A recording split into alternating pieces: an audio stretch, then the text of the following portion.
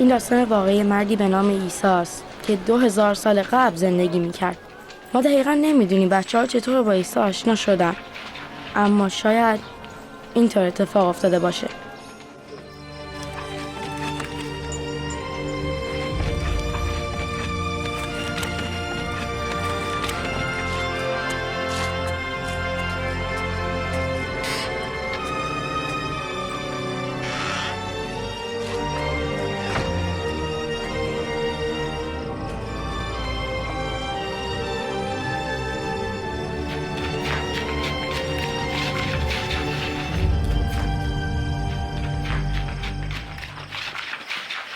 کسی داری؟ نه هیچکی. منم همینطور. تو چی؟ فکر نمی‌کنم. باشه بیاین بریم. بنیامین مهم نیست تو چی فکر می‌کنی. من جدی فکر می‌کنم عیسی فرستاده خداست. یعنی فقط به خاطر اینکه معجزه میکنه ممکنه همش کلک باشه؟ آره چه چیز دیگه میتونه باشه؟ موضوع همینه. من لازم نیست معجزه رو توضیح بدم. معجزه چیزیه که فقط خدا میتونه انجام بده. منظورت کمک به کوراست که دوباره اونا ببینن؟ آره. من اصلا این حرفا رو باور نمیکنم. من باور میکنم. سارا تو اینجا چیکار می‌کنی؟ من یادم رفت به الاغم غذا بدم. وقتی شنیدم دارین درباره عیسی حرف میزنین اومدم ببینم چی میگین. سارا تو درباره عیسی چه میدونی؟ خیلی میدونم. مادر بزرگم مادرش مریم میشناسه و به من همه چیز رو درباره عیسی گفت که چطور به دنیا اومده و چیزای دیگه. این یه داستان فوق العاده است، جدی میگم. مریم یه دختر جوونی بود که در ناصره زندگی میکرد. هنوز عروسی نکرده بود اما قرار بود با یه مردی به نام یوسف عروسی کنه. یه روز خدا یه فرشته‌ای رو به اسم جبرئیل فرستاد. مریم نترس، چون نظر لطف خدا با توست. تو حامل شده و پسری خواهی زایید و اسم او را عیسی خواهی گذاشت. این چطور ممکنه؟ من باکره هستم. روح القدس بر تو خواهد آمد. برای همین این بچه مقدس پسر خدای تعالی خوانده خواهد شد. پادشاهی او هیچ وقت تمام نخواهد شد. اون فرشته مریم رو ترسوند؟ اگه یه فرشته بیاد با من حرف بزنه من خیلی میترسم. خب بعدش چی شد؟ ای مردان ناصره، بدانید که طبق دستور دولت یه قانون گذاشت که تمام مردم به شهری که در اون به دنیا آمدن برن و ثبت نام کنن. میدونی یعنی اسم تو روی کاغذ امضا کنی. که اجدادشان در آن به دنیا آمده‌اند بروند و ثبت نام برای همین یوسف مریم با خودش برد به شهر بیت لحم، اونجایی که عیسی به دنیا اومد. وقتی اونا رسیدن بیت لحم، تمام شهر خیلی شلوغ بود و تمام مسافرخونه ها پر بود. تنها جایی که یوسف تونست پیدا کنه بمونه یه طویله بود. یعنی یه همچین جایی؟ آره یه همچین جایی. و اون شب عیسی به دنیا اومد. چند تا چوپان روی تپه های نزدیک طویله بودن. داشتن گوسفنداشون رو نگه می داشتن که یه دفعه یه فرشته دیدن. همین امروز در شهر داوود نجات دهنده شما به دنیا آمد. او مسیح خداوند است. چوپانا زود رفتن تا بچه رو ببینن. تو آخر خوابیده بود. میتونی فکرش رو بکنی؟ اونا بچه رو تو جایی که به حیوونا غذا میدادن گذاشتن.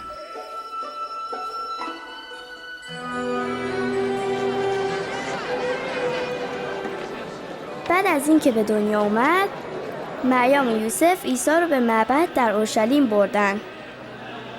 اونجا با یه مردی به اسم شمعون آشنا شدن که خدا رو خیلی دوست داشت. ای خداوند، طبق وعدت اجازه بده که غلام تو از حضورت در آرامش مرخص شود. خدا به شمعون قول داده بود که تا مسیح نبینه نمیمیره. چون چشمان من نجات تو را دیده است، این بچه انتخاب شده خداست. برکت بر هر دوی شما باد. عیسی قرار بود وقتی بزرگ شد برگزیده خدا برای بخشش همه در همه جا باشه، برای همه اشتباهایی که در فکر و زبان و کاراشون هست. این همون چیزایی که خدا بهش میگه گناه. پس عیسی یک بچه بوده و حالا یک مرد شده؟ هیچ وقت همسن ما بوده؟ البته که بوده. مادر بزرگم به من گفت وقتی عیسی تقریباً 12 سالش بود مریم و یوسف اونو به اورشلیم بردن. عیسی به معبد رفت و با همه رهبران و معلمان حرف زد. این پسر کیست که این چنین سوالاتی میکند؟ اونم ناصره است. فکر کردیم با ما اومده. لطفاً اونو برای جسارتش ببخشید. بعد از اون عیسی با پدر و مادرش به خونهشون برگشت. هر روز عیسی با حکمت رشد میکرد. راه او را راست سازید تا بگذرد. هر دره‌ای باید پر شود. یه روز عیسی رفت یحیی تمید دهنده رو ببینه. یحیی مردم رو که میخواستن خدا رو اطاعت کنن تعمید میداد. عیسی رو هم اون روز تعمید داد.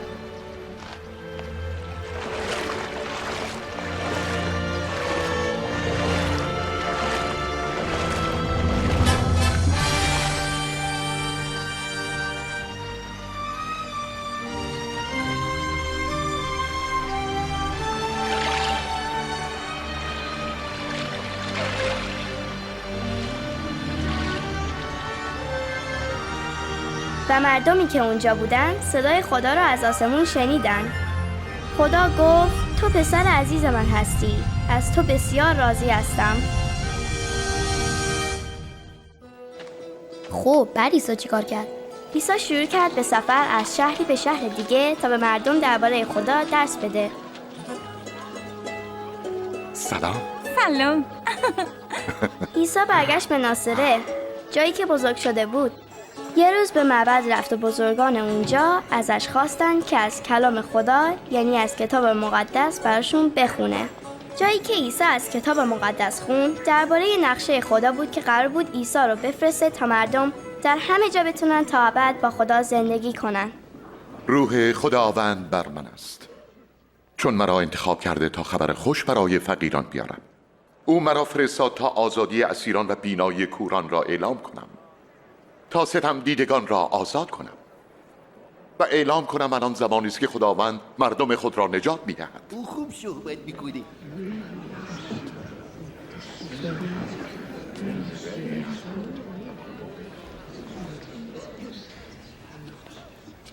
این آیات از کتاب مقدس که خوانده شد و شنیدید امروز به انجام رسید. کتاب مقدس انجام شد؟ ولی فقط از کجا بدونی؟ این را به شما میگویم، هیچ نبی در اما داستان ادامه داره. عیسی رفت به دریای جلیل. قایق و تو قسمت عمیق ببرید، بعد تو و همکارانت تورهاتون رو تو آب بندازید. استاد ما تمام شب خیلی کار کردیم اما هیچی ماهی نگرفتیم. اما اگه شما میگید تورمون رو میندازیم. یعقوب، یوحنا،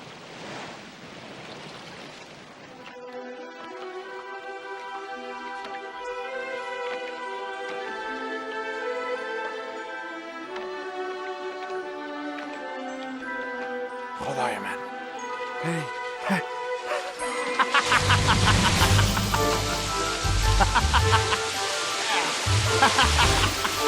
هی یعقوب، یوحنا، قایقاتون رو بیارین اینجا ما رو کمک کنین. زود باشید. خودمون خیلی مشغولیم. این برای سنگینش نکن. تو رو بکش تو. بابا مواظب باش. برو کنار. باورت میشه؟ ماهی‌ها رو نگاه کن. تو رو بکش تو. فکر کنم اون موقع بود که پتروس فهمید عیسی پسر خداست. اما پتروس ترسید. اون خیلی کار اشتباه تو زندگیش کرده بود. نمیتونست بفهمه چطور یک شخص پاک و قوی مثل عیسی میتونه شخص گناهکاری مثل اونو بپذیره. از من دور شو ای خداوند. من انسانی گناهکار هستم. هیچ نترس پتروس. من بهتره برم. منم بهتره برم. منم همینطور. خدافظ. میبینمت. بعدم میبینمتون.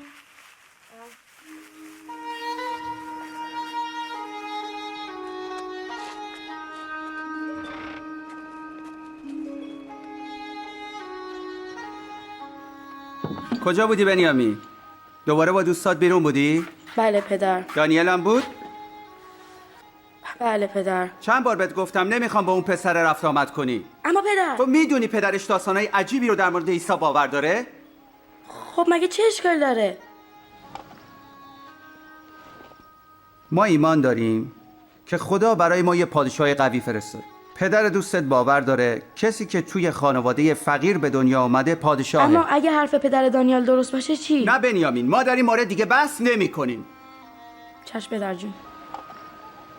پیش من آیید و به حرفهای من گوش کنید تا دیر نشده به دنبال خدا باشید، تا وقتی نزدیک است او را بخوانید.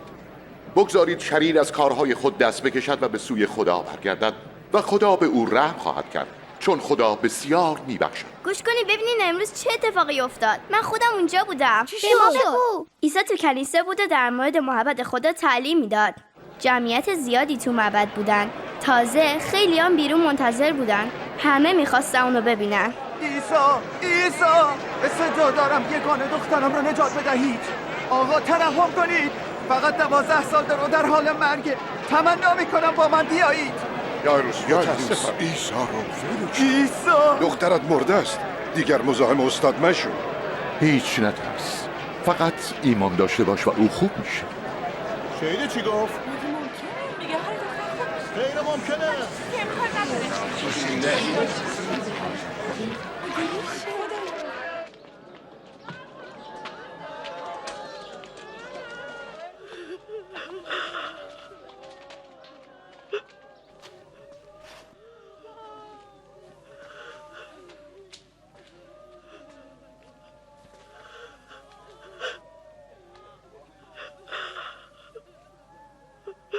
فرزند برخیز.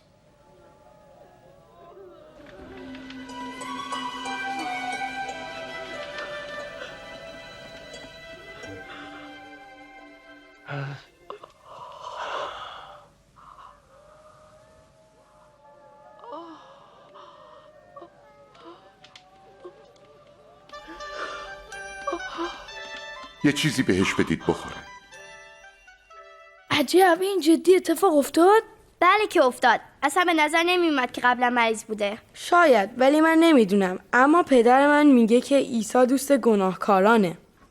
درسته، اما دلیلش اینه که عیسی همه رو دوست داره و بهشون اهمیت میده. بابام به من درباره یه مردی گفت به نام متی که کارش این بود وقتی مردم وارد شهر میشدن از اونا مالیات بگیره.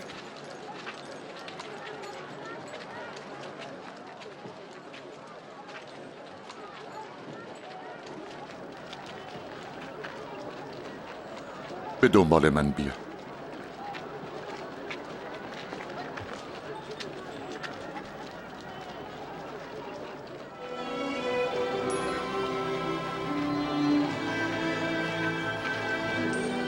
متی یکی از اون 12 نفریه که عیسی انتخاب کرده تا شاگردش باشن. اونها دوستان نزدیک عیسی هستند و باهاش همه جا میرن تا به مردم راجع به خدا تعلیم بدن.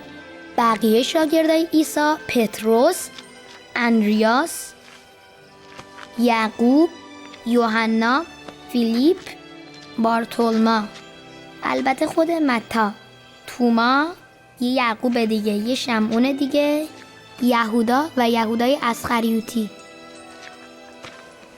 دانیال چطور همینا یادته؟ چون که خیلی باهوشه.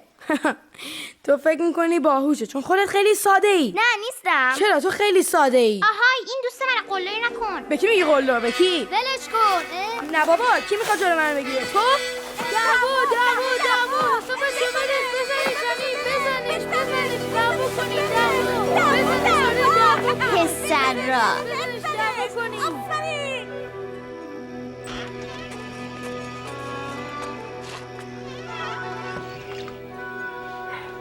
آخ درد میکنه. اگه تمیزش نکنیم دردش بیشتر میشه. چی شده؟ دعوا کرده. از تو نپرسیدم لیلی. ببخشید. با دانیال دعوا کردم پدر. داشتن راجع به عیسی حرف میزدن. اونا همیشه خونه سارا جمع میشن. بهت گفتن صحبت راجع به عیسی نتیجه خوبی نداره. اون پادشاه ما نیست و هیچ وقت هم نمیتونه باشه. اما پدر ممکنه اون واقعا پسر خدا باشه. دیگه بسه.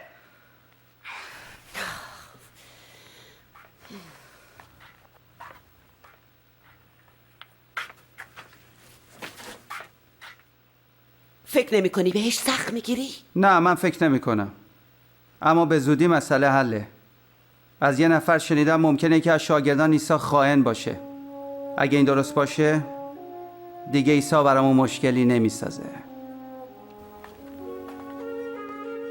دشمنانتان را دوست بدارید با آنانی که از شما متنفرند نیکویی کنید و اگر به شما فحش دادن برکت دهید و برای بدرفتاران دعا کنید.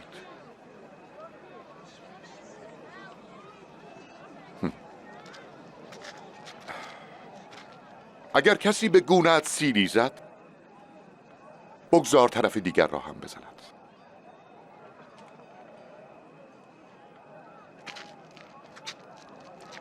و اگر کسی کت تو را میگیره، پیرهن خود را هم به او بده.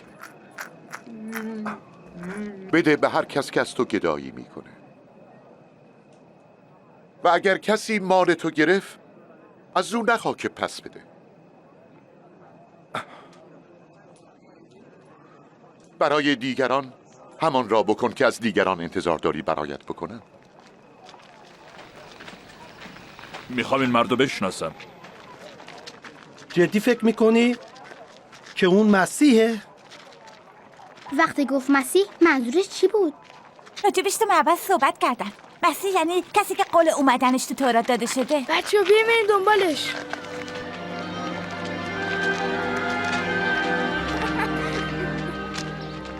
چه غذای خوبی. دیدی عیسی چه معجزاتی کرد؟ باور کردنش سخته. اون اینجا چی کار میکنه؟ نمیدونم.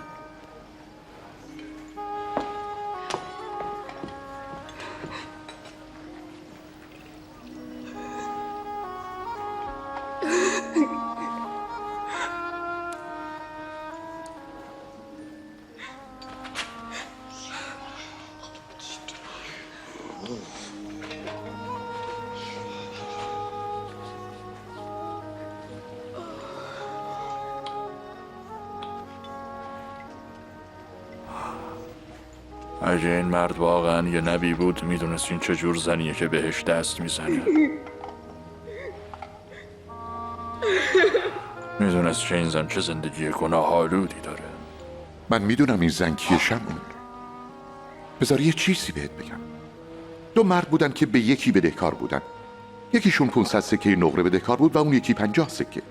هیچ کدوم نمیتونستن قرضشون رو بدن، پس اون بدهی هر دوشون رو بخشید. حالا کدام یکی بیشتر دوستش داره؟ فکر کنم اون که بیشتر قرض داشت بخشیده بشه. درست میگی. این زن رو میبینی؟ من خونت اومدم آب برای پاهای من نیاوردی، اما اون پاهای منو با اشکاش شست و با موهاش خشک کرد. تو منو با بوسه سلام نکردی، اما از وقتی که اومدم اون داره پاهامو میبوسه. تو برای سر من روغن زیتون نیاوردی، اما اون به پاهام عطر زد. پس بهت میگم محبت عظیم اون ثابت میکنه که گناهانش بخشیده شده، اما هر کس که کم بخشیده شده باشه محبتش کمه.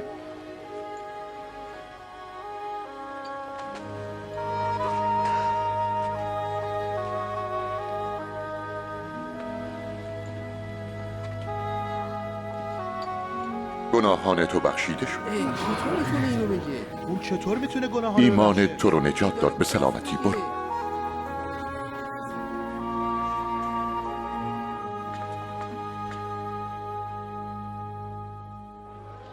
مسیح ما او. آره خودشه. همون نبیه. بیا رو دوش من. حالا میتونی ببینی؟ من میتونم ایسا رو باید ببینم. خودش باشه. نگاه کن. یک کشاورز رفت که دانه بکاره. بعضی از دانه ها افتادن تو جاده و رفتن زیر پا و پرندگان آسمون اونا رو خورد. بعضی از دانه ها روی زمین سخت افتاد و وقتی جوانه زدن چون که آب بهشون نرسید پژمرده شدن. و بعضی از دانه ها در میان خارها افتادن و خارها با گیاهان رشد کرد و اونا رو خفه کرد. و بعضی از دانه ها روی زمین خوب افتادن و رشد کردن و محصول آوردن، هر کدوم 100 تا. معنی این مثل اینه: دانه کلام خداست. دانه ای که در کنار جاده افتاد مثل کسانی هستن که میشنون، اما شیطان میاد و پیغامو از قلبهاشون میدوزه تا نگذاره ایمان بیارن و نجات پیدا کنن. دانه هایی که روی زمین سخت افتادن مثل کسانی هستن که پیغامو با خوشحالی میپذیرن، ولی ریشه ندارن. فقط برای مدتی ایمان دارن، اما وقتی سختی میاد از ایمان میافتن. دانه‌هایی که در میان خارها افتاد مثل کسانی هستند که میشنوند، اما نگرانی ها و مال و لذات این دنیا ایمانشون رو خفه میکنه و میوهشون هیچ وقت نمیرسه. و دانه‌هایی که روی زمین خوب افتادن مثل کسانی هستند که پیغام رو میشنوند و اونو توی قلب خوب و مطیع خودشون نگه میدارن و اینقدر صبر میکنن تا میوه بیارن.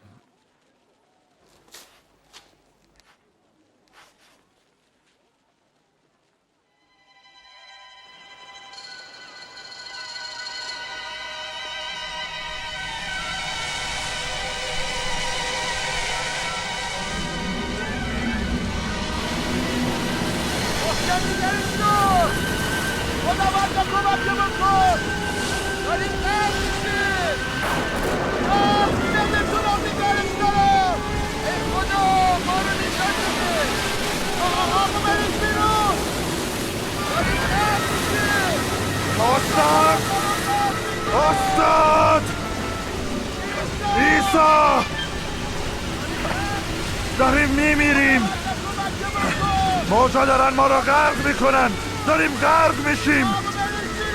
ما رو نجات بده استاد. داریم میمیریم. عیسی! استاد! داره کم بشه. بارون داره دم میاد. همه نجات پیدا میکنه.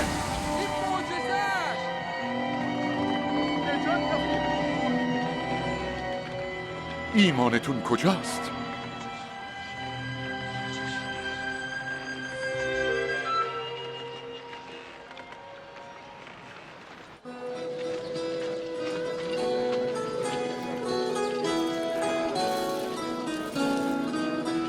از این خوشم میاد. قیمتش چنده؟ ناتان شنیدی؟ عیسی داره میاد. عیسی داره میاد اینجا؟ داره میاد خارج شهر. زود باش بریم. بریم.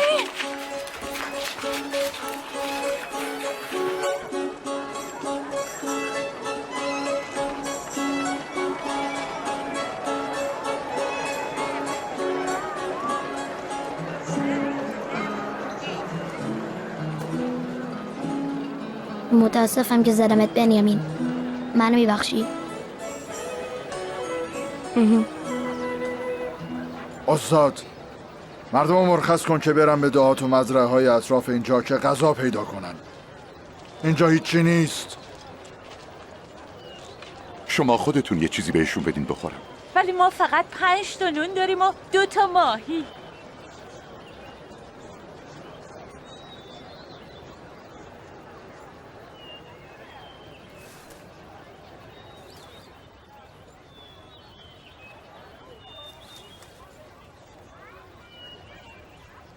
مبارک هستی ای خداوند، خدای ما، پادشاه جهان که از زمین ما را نان میدهی.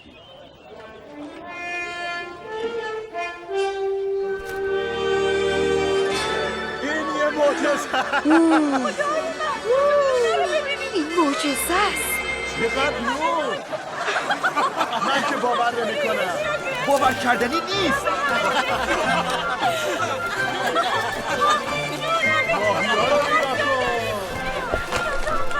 بیاید بخورید. این همه نور. شکر خدا.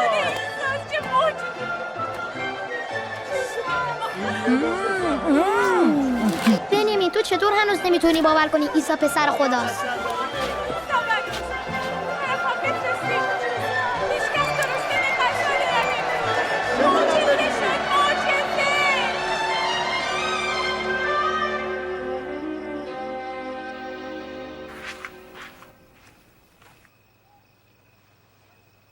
تو کجا بودی؟ پدر باید بهت راستش رو بگم. هممون رفته بودیم عیسی رو ببینیم. چرا؟ من هنوز باورم نمیشه، گرچه خودم با چشای خودم دیدم. اون چند تا ماهی و چند تا نون و کاری کرد که همه جمعیت رو باش غذا داد. عزیزم کی میدونه؟ شاید اون واقعا مسیح موعوده. نکنه تو همین حرفای بیهوده رو باور کنی.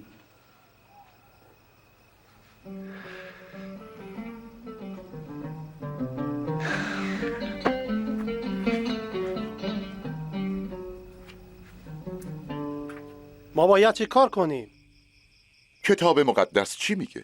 چطور اونو معنی میکنی؟ خداوند خدای خود را با تمامی قلب، با تمامی جان، با تمامی قدرت، با تمام فکر خود دوست دار و همسایه خود را چون خود. درست میگی. همین کارو بکن و زنده بمون. همسایه من کیه؟ یه روز یه مرد داشت از اورشلیم به شهر اریحا میرفت که دزدا بهش حمله کردن. لختش کردن، زدنش و نیمه جون انداختنش رفتن. اتفاقا یه مرد مذهبی از اون مسیر رد میشد. وقتی مردو دید از اون طرف رفت. از همون راه یک لاوی هم اومد، رفت و نگاهی به مرد انداخت و راهشو کشید و رفت. ولی یک سامری منفور که از اون راه میرفت به این مرد برخورد و وقتی اونو دید قلبش از رحمت پر شد. به طرف مرد رفت و روی زخماش روغن ریخت و مرهم گذاشت و پانسمانش کرد. بعد اونو سوار کرد و بردش به یک مهمانخانه و اونجا بهش رسید. روز بعد به مهماندار 2 سکه نقره داد و بهش گفت از این مرد نگهداری کن و گفت وقتی که برگشتم هر چی خرج شده باشه بهت میدم. کدوم یک از این 3 نفر مثل یک همسایه بود برای اون مرد که دزدها زده بودن؟ اون که بهش مهربونی کرد. پس شما هم همین کارو بکنید. بذارید بچه‌های کوچک پیش من بیان، جلوی اونها رو نگیرید، چون پادشاهی خدا برای اونایی که مثل بچه‌ها باشن. اینو دارم جدی میگم. هر کس که پادشاهی خدا رو مانند یک بچه کوچک قبول نکنه به هیچ وجه واردش نمیشه. هر کس که این بچه رو به نام من بپذیره منو پذیرفته و هر کس که منو بپذیره فرستنده منو میپذیره. چون کسی که در میون شما کوچکترینه بزرگترینه. خیرات کمک کنید. خیرات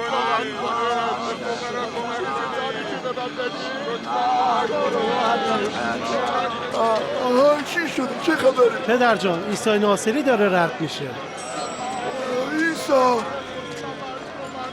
عیسی پسر داوود به من رحم کن. آره ساکت باشید ساکت.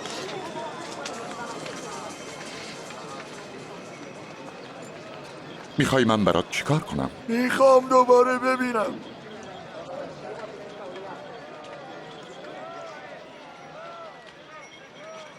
پس ببین، ایمان تو رو شفا داده. میتونم ببینم. خدا رو شکر. من ببینم. این معجزه است. میتونم ببینم. باور نکردنیه. ولده میخوام ببینمش. من واقعا نبیه. استاد من نجات بده. ای خداوند نجاتمون بده. نجاتمون بده. خدا رو شکر. خداوند راه درستمون نشون بده. میتونم ببینمش. آره منم میبینمش. خودت جون. من دلم میخواد دستمو بزنم به هم. ببینمش.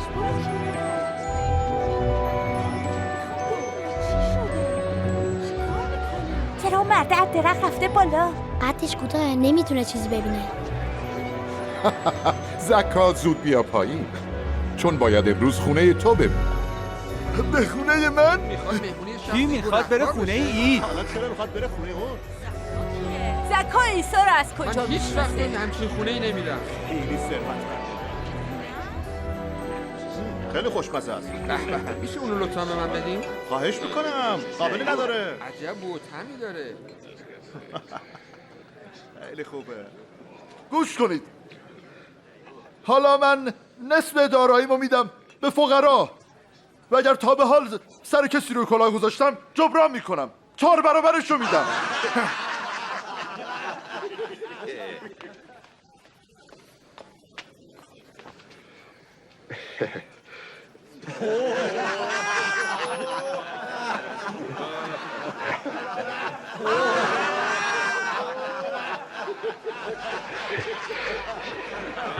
باورم نمیشه یه بازیگر پولا رو پس بده.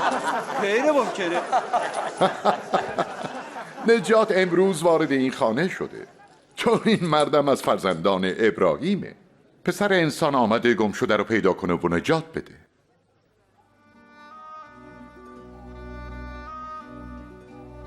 گوش کنید، داریم میریم اورشلیم، جایی که هرچه انبیا در مورد پسر انسان پیشگویی کردن انجام میشه، که او رو به غیر یهودیان تسلیم خواهند کرد، که او رو مسخره خواهند کرد، که به او بی‌احترامی میکنن و به صورتش تف میاندازن، که شلاقش میزنند و میکشندش. اما روز سوم اون زنده میشه.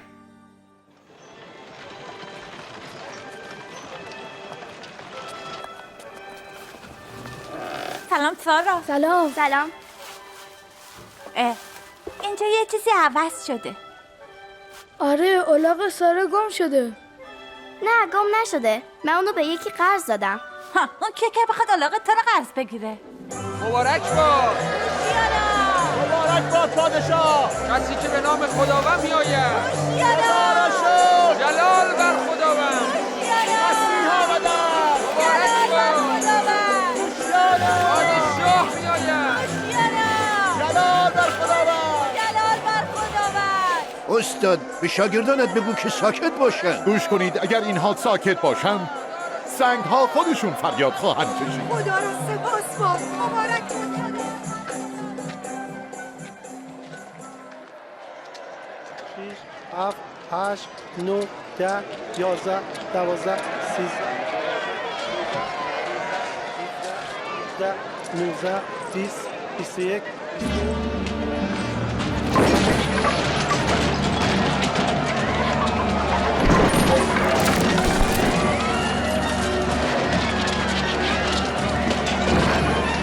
چرا عیسی انقدر عصبانیه؟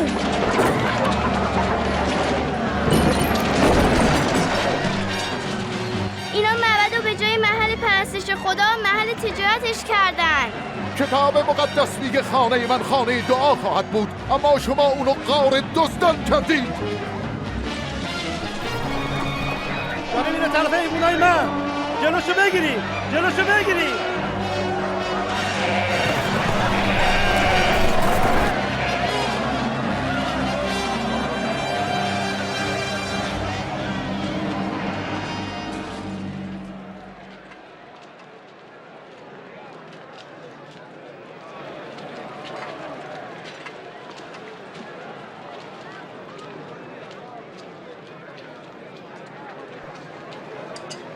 خیلی کمه. نمیتونی بیشتر بدی؟ به شما بگم که این بیوه زن فقیر بیشتر از همه هدیه داد، چون بقیه هدیهشون رو از اضافهشون دادن، اما اون با این که فقیره تمام هر چی رو که داشت داد. استاد ما میدونیم که اونچه تعلیم میدی حقیقته. میدونیم که شما به مقام انسانها توجه نمی کنی، بلکه حقیقت رو در مورد اراده خدا تعلیم میدی. به ما بگو آیا برخلاف شریعتی که ما به دولت روم مالیات بدیم یا نه؟ خداوند مواظب باش، میخواد تو رو به تله بندازه. به من یک سکه نقره نشون بدید. یک سکه نقره؟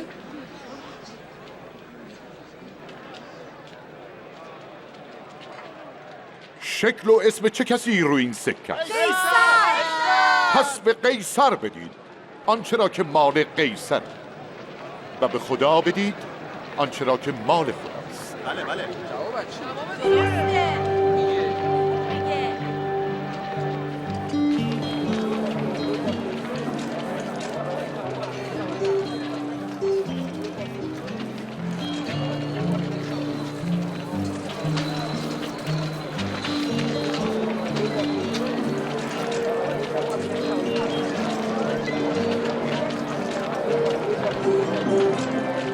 نگاه کن، پتروس اونجاست. فکر میکنه داره چیکار میکنه؟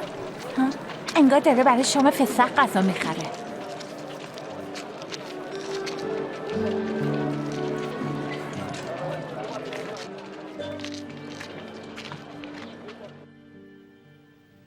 چقدر میخواستم که این شام فسح رو قبل از رنج کشیدنم با شما بخورم، چون به شما میگم دیگه با شما نخواهم خورد تا اینکه اون در پادشاهی خدا مفهوم کامل پیدا کنه.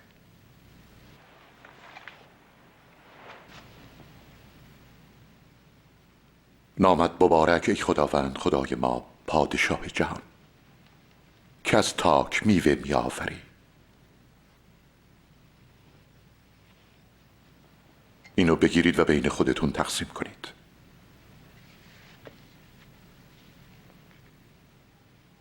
نامت مبارک باد ای خداوند خدای ما پادشاه جهان که از زمین به ما نان میدهی.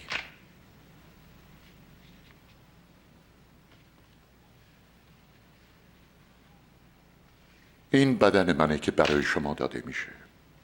این کارو به یادگاری من انجام بدید. این پیاله پیمان جدید در خون منه که برای شما میریزه. اما کسی که به من خیانت میکنه با من سر این سفره است. پسر انسان طبق تصمیم خدا میبایست بمیره، اما وای به حال کسی که به او خیانت کنه. خداوندا این کیه؟ من هیچ وقت این کارو نمیکنم. ازش بپرس منظورش کیه؟ ای خداوند منظورت کیه؟ ای خداوند من حاضرم با تو به زندان برم و با تو بمیرم. گوش کن چی میگم پتروس. امروز قبل از خواندن خروس خودت 3 بار انکار میکنی که منو میشناسی.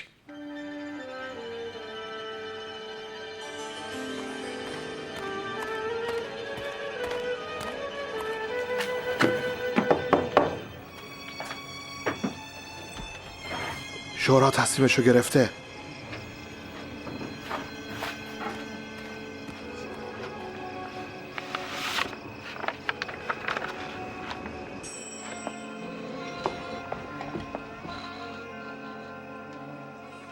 عزیزم چی شدی؟ انگار سلطنت این به اصطلاح پادشاه داره تموم میشه.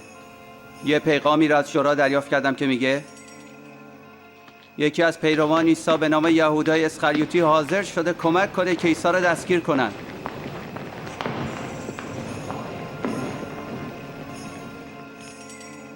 چطور تونستن راضیش کنن همچین کاری کنی؟ خیلی سخت نبود. فقط 30 سکه نقره. همین امشب عیسی را دستگیر میکنن و مطمئن میشن که فرار نکنه. نه خدایا نه.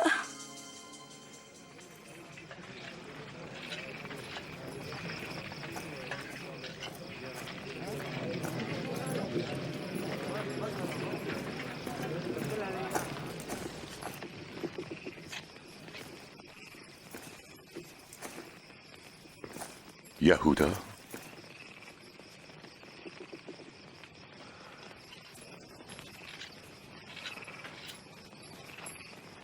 آیا با یک بوسه به پسر انسان خیانت میکنی؟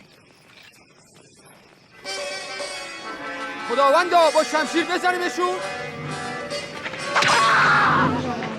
دستگیرش کنید. بس کنید.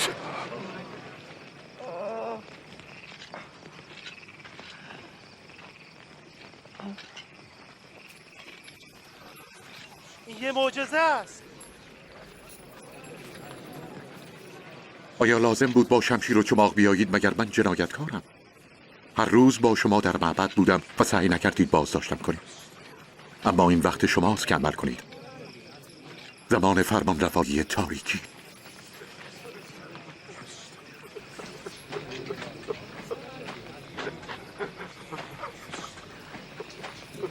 دستگیرش کنید.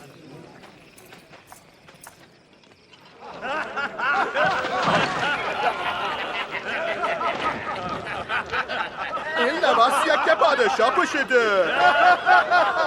به ما بگو حالا چی میشه؟ حالا ما را نجات میدی؟ آره جناب ما را نجات میدی. این مردم با عیسی بود. من اصلا اونو نمیشناسم. من اونا رو با همدیگه دیدم.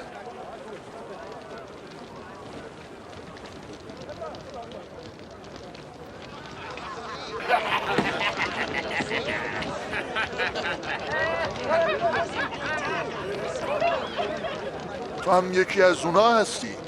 نه من نیستم.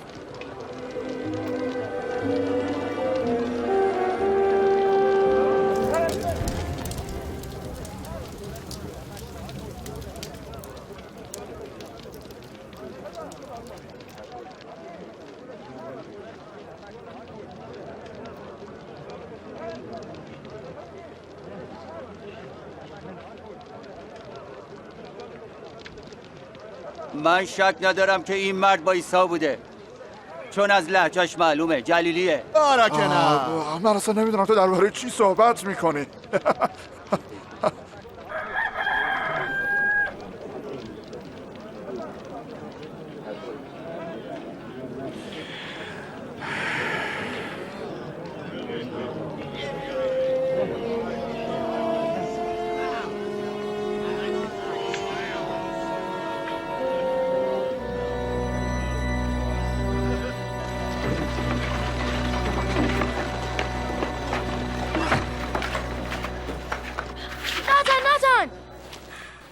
چی شده بنیامین؟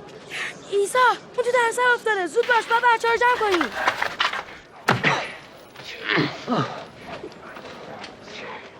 کی تو رو زد؟ حد بزن. نباوت کن. حالا کی تو رو میزنه؟ بس کنی. گفتم بس کنی. اونو پیش شورا بیاری.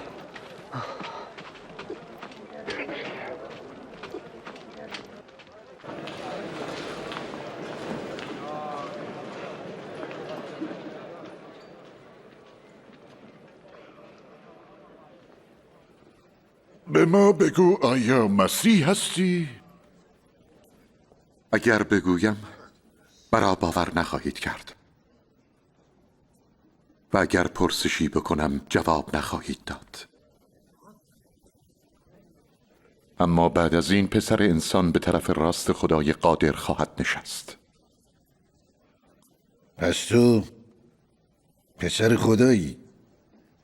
تو میگی که هستم. دیگر احتیاجی به شاهد نیست. خودتون شنیدین که چه کسی بهش این اقتدار رو داده؟ این کفر است. بله این کفر است. باور نمی‌کنیم. همه ما شنیدیم که او چه گفت. همه شاهدن.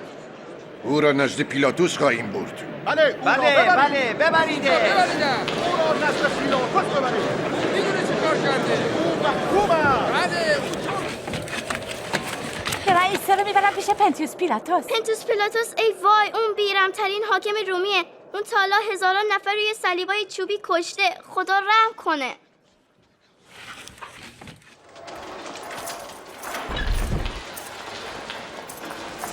بیا.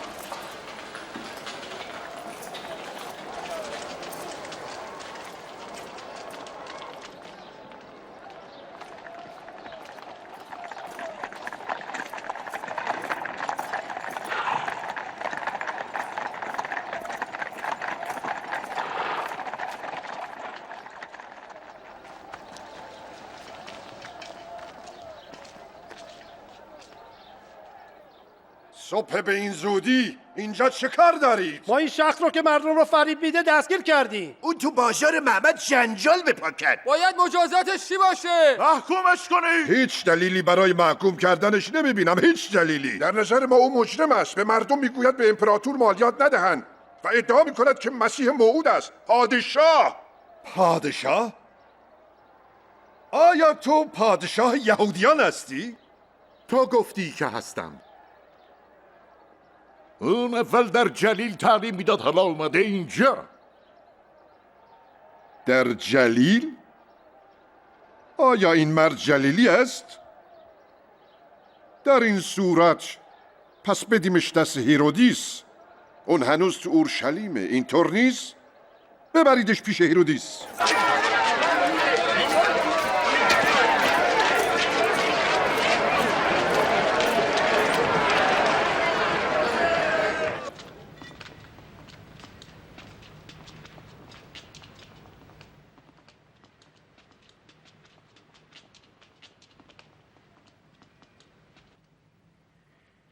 تو خودتو کی میدونی؟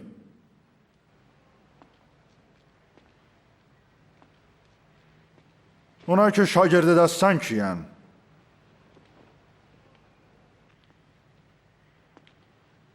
خیلی ها میگن که تو معجزه میکنی.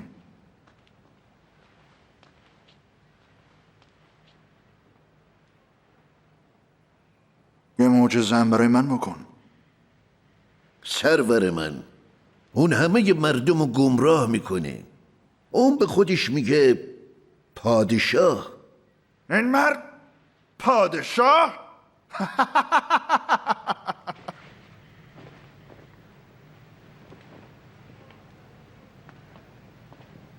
اعلی حضرت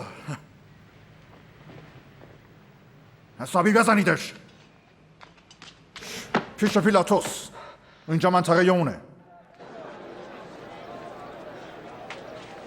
این مرد کاری که سزاوار مرگ باشه نکرده، پس دستور میدم شلاقش بزنن بعد آزادش کنن.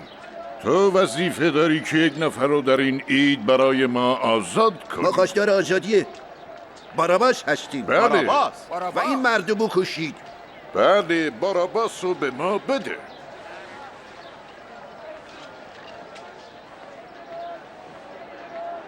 مصلوبش کن! بله! مصلوبش کنی! تو و تو شلاقش بزنید.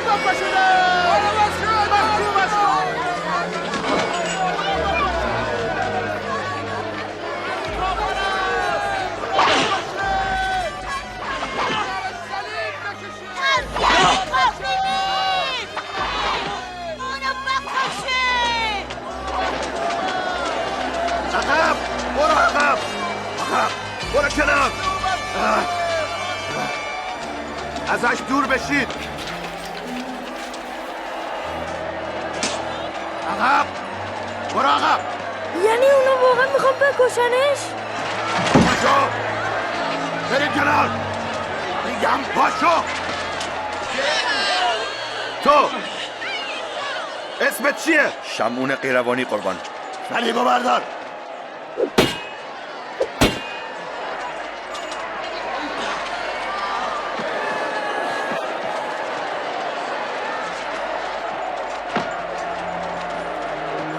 عقب! عقب! بلش کنید!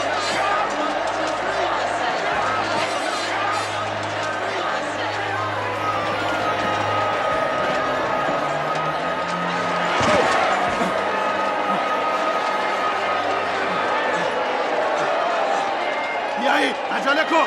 سریعتر! سریعتر! برو! سریعتر!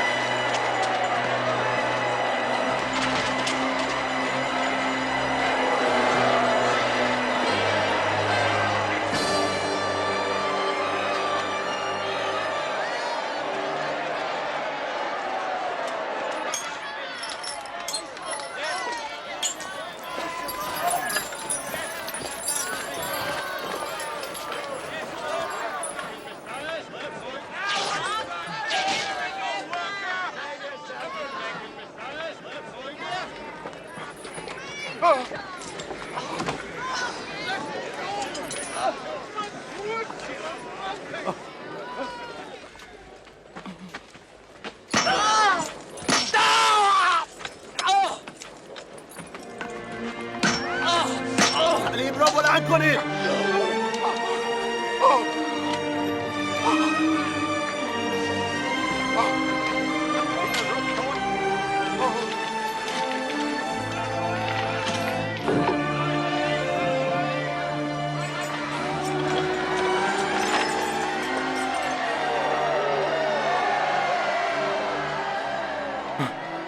پدر اینا رو ببخش، چون نمیدونن چه میکنند.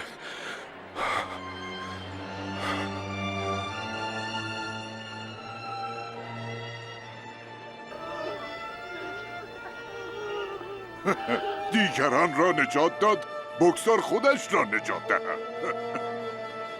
بله، اگر مسیح هستی خودت رو نجات بده. از صلیب بیا پایین. معجزه‌ای به ما نشون بده.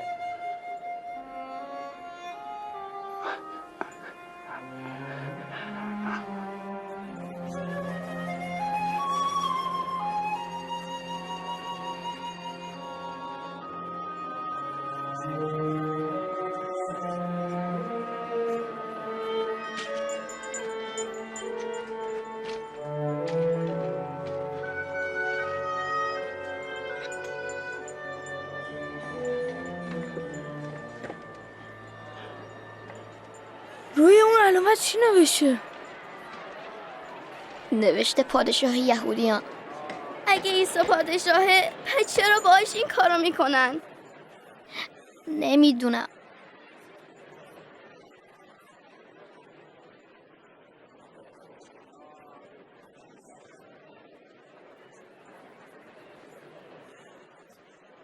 فکر میکنی همون مسیح موعوده؟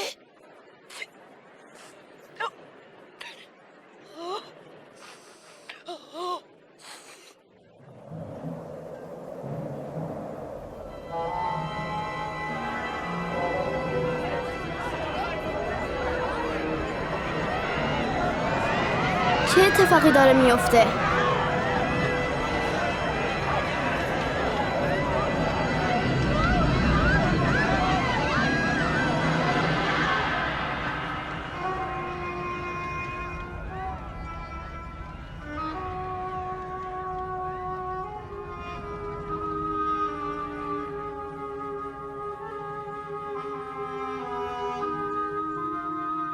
پدر،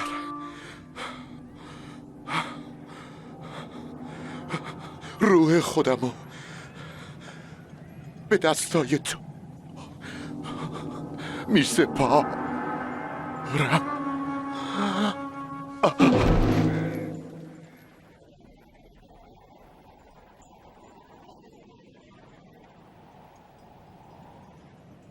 من یه قبر برای استاد آماده کردم. دوست دارم بدنشو اونجا ببرم. میتونید ببریدش.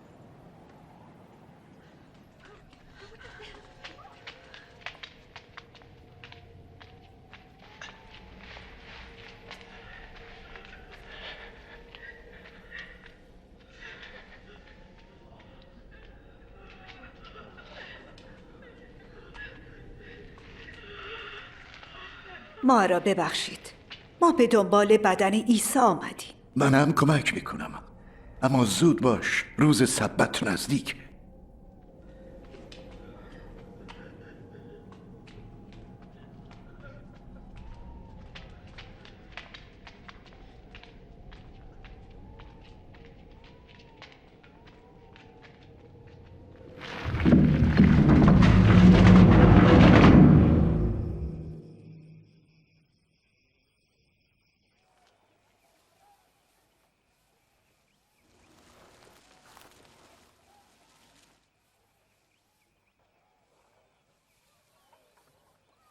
باورم نمیشه که دیگه عیسی رو نمیبینیم.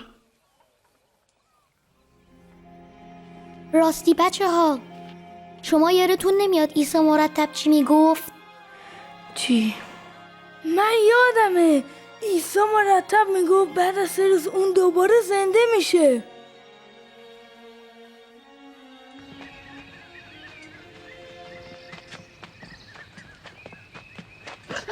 ببین سنگ کنار رفته.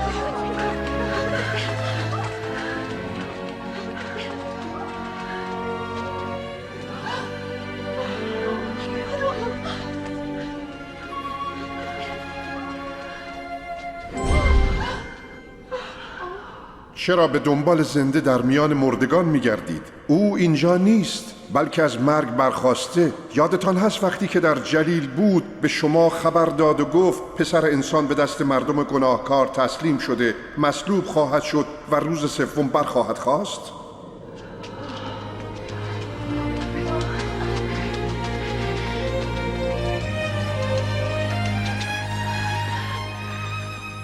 گوش کنید، سنگ مقبره کنار رفته بود. ما رفتیم تو و جسد عیسی اونجا نبود. خدایا.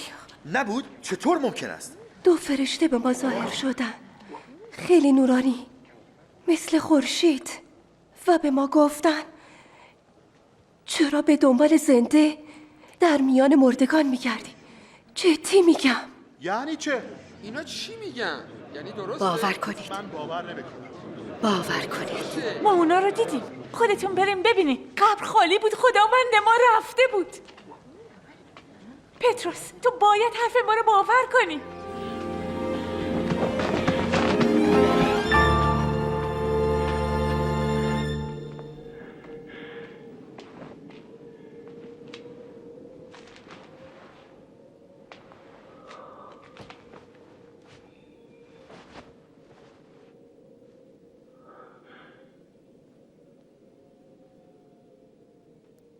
خداوند واقعا از مرگ برخاسته. او به شمعون هم ظاهر شده، ولی ما اونو نشناختیم.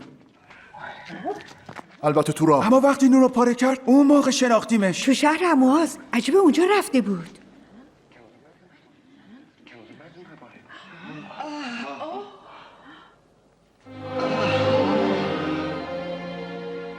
سلام بر شما.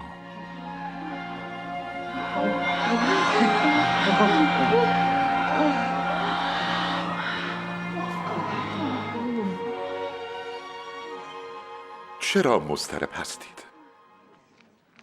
چرا شک به فکراتون راه میدید؟ نگاه کنید به دستا و پاهای من، ببینین که خودم هستم. منو لمس کنین تا مطمئن بشین. چون که روح گوشت و استخوان نداره ولی من دارم. اینها همون چیزایی است که وقتی با شما بودم بهتون گفتم که هرچه در تورات موسی و نوشته های پیامبران و مزامیر داوود درباره من نوشته شده میبایست به انجام برسه. این نوشته شده بود که مسیح باید زجر بکشه و روز سوم از مردگان زنده بشه. بعد به نام او از اورشلیم شروع کرده و پیغام توبه و بخشش گناهان به همه ملت ها داده بشه. وقتی دانیال اول به من گفت که عیسی پسر خداست، من باور نکردم. اما بعد معجزات عجیب عیسی رو دیدم و به تعالیمش در مورد محبت خدا گوش کردم. همینطور دیدم مردم چه کارهای وحشتناکی با عیسی کردن. دیدم که کتکش زدن. دیدم اونو با میخ زدنش رو صلیب. دیدم که مرد. دیدم که جسدش رو پایین آوردن و بردنش.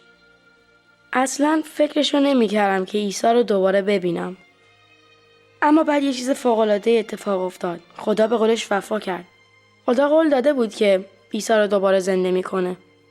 و به ما گفت وقتی قبول کنیم که عیسی پسر خداست و اینکه به خاطر ما مرد، الان ما اون زندگی میکنیم و تا ابد هم ما اون زندگی میکنیم. من خوشحالم چون که میخوام همین کارو بکنم. به به، چه داستان خوبی. به حقیقت داره. شما با من و بنیامین و دوستامون نگاه کردین و فکر کردین که عیسی واقعا کیه. شما دیدین که چطور من تصمیم گرفتم ایمان بیارم که عیسی پسر خداست و بخوام که عیسی به قلب من بیاد. حالا نوبت شماست که تصمیم بگیرین. دوست دارین همین الان از عیسی بخواین که شما رو ببخشه؟ ممکنه بگید من نمیفهمم، یا میخوام اول با مامان و بابام صحبت کنم، یا من هنوز آماده نیستم، یا شاید هم بخواین بگین بله من از عیسی میخوام تا همین الان وارد زندگی من بشه. من میخوام عیسی تمام گناهانم رو ببخشه، همه فکرها و حرفا و کارهای اشتباهی که کردم. و میتونید بهش بگین که میخواید برای همیشه با اون زندگی کنین. هر وقت خواستین به خدا بگین بله، میتونین هر طور که دوست دارین باهاش صحبت کنین، یا اینکه اینطوری دعا کنین: خدای عزیز، به پسرت عیسی ایمان میارم. متشکرم که عیسی رو صلیب به خاطر همه فکرها، حرفا و کارهای اشتباهی من مرد. لطفاً گناهان منو ببخش. از عیسی میخوام که برای همیشه با من باشه و در من زندگی کنه. کمکم کن تا کسی باشم که تو میخوای. متشکرم که دعای منو جواب میدی. میخواین دعا را همین الان بکنی؟ اگه جوابت بله است، همراه من با خدا صحبت کن. من آهسته دعا میکنم. میتونی جمله به جمله بعد از من دعا کنی. خدای عزیز، به پسرت عیسی ایمان میارم. خدایا، متشکرم که عیسی روی صلیب به خاطر همه فکرها، حرفا و کارهای اشتباهی من مرد. لطفاً گناههای منو ببخش. از عیسی میخوام که برای همیشه با من باشه و در من زندگی کنه. کمکم کن تا کسی باشم که تو میخوای. متشکرم که دعای منو جواب میدی. آمین. حالا به قول خدا اعتماد کن که تو رو دوست داره، تو رو میبخشه و برای همیشه در تو خواهد بود. اگه این دعا رو کردی، خوبه که برای عیسی زندگی کنی و اونو به دیگران بشناسونی. آخه داری وارد یکی از بزرگترین ماجراهای زندگیت میشی. این یک دوستی جدید با عیسی و پدرش خداست. 4 چیزی که به تو کمک میکنه تا خدا رو بهتر بشناسی و دوست داشته باشی. هر روز کتاب مقدس رو بخون. خدا به تو صدها قول داده که در کتابش نوشته. با خدا صحبت کن. با خدا میتونی همه جا و همه وقت راجع به همه چیز صحبت کنی. با دیگران راجع به دوست عیسی حرف بزن. و با کسانی باش که عیسی رو میشناسن و دوست دارن. ما خیلی خوشحالیم که بهت داستان واقعی عیسی رو گفتیم. حالا نوبت توئه که به دوستات بگی.